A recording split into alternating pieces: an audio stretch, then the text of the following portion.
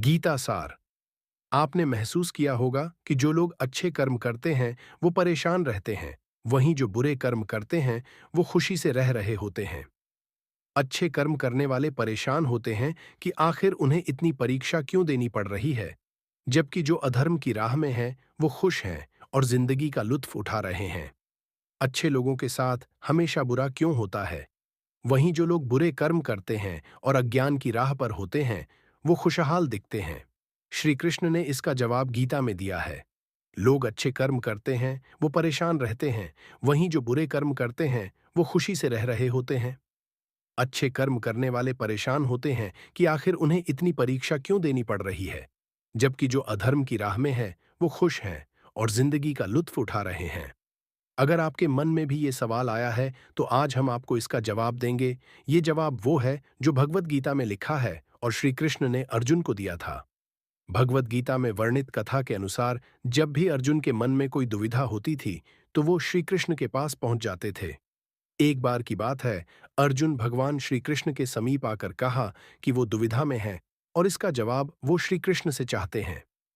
श्री कृष्ण ने पूछा कि क्या सवाल है। अर्जुन ने कहा, मुझे ये जानना है कि अच्छे लोगों के साथ हमेशा बुरा ही क्यों होता है, वहीं बुरे लोग खुशहाल दिखते हैं। अर्जुन के मुंह से ऐसी बातें सुनकर श्री कृष्ण मुस्कुराए और कहा, मनुष्य जैसा सोचता है और महसूस करता है वैसा कुछ नहीं होता है, बल्कि अज्ञानता की वजह से वो सच्चाई नहीं समझ पाता है। अर्जुन उनकी ये बात समझ नहीं पाए। इसके बाद श्री कृष्ण ने क्या कहा वो जानते हैं। श्री कृष्ण ने अर्जुन से कहा, पार्थ, मैं तुम्हें एक कथा सुनाता हूं, उसे सुनकर तुम समझ जाओगे कि हर प्राणी को उसके कर्म के हिसाब से ही फल मिलता है। प्रकृति हर किसी को अपनी राह चुनने का मौका देती है। अब वो मनुष्य की इच्छा पर निर्भर करता है कि उसे धर्म की राह चुननी है या अधर्म की। कथा शुरू करते हुए श्री कृष्ण ने कहा, एक नगर में दो पुरुष रहा करते थे। एक पुरुष व्यापारी था जिसके जीवन में धर्म की बहुत महत्ता थी। वो पूजा पाठ में यकीन रखता था। वो हर रोज मंदिर जाता था और दान धर्म भी करता था और हर रोज भगवान की पूजा करता था। वहीं दूसरा पुरुष बिल्कुल विपरीत था। वो हर रोज मंदिर तो जाता था लेकिन पूजा करने नहीं, बल्कि मंदिर के बाहर से जूते चप्पल चुराने। उसे दान और धर्म से कोई लेना देना नहीं था। समय बीतता गया और एक दिन बहुत जोर की बारिश हो रही थी। इस वजह से मंदिर में पुजारी के अलावा कोई नहीं था। ये बात जब दूसरे पुरुष को पता चली तो उसने कहा कि ये सही मौका है मंदिर का धन चुराने का। पंडित से नजर बचाकर उसने मंदिर का सारा धन चुरा लिया। उसी समय धर्म कर्म में विश्वास रखने वाला व्यक्ति भी मंदिर पहुंचा। दुर्भाग्य से मंदिर के पुजारी ने उसे ही चोर समझ लिया और चिल्लाने लगे। वहां लोग एकत्र हो गए और उसे बहुत मारा। किसी तरह वो बचते बचाते वहां से निकला तो दुर्भाग्य ने उसका साथ वहां भी नहीं छोड़ा। मंदिर के बाहर वो एक गाड़ी से टकरा गया और घायल हो गया।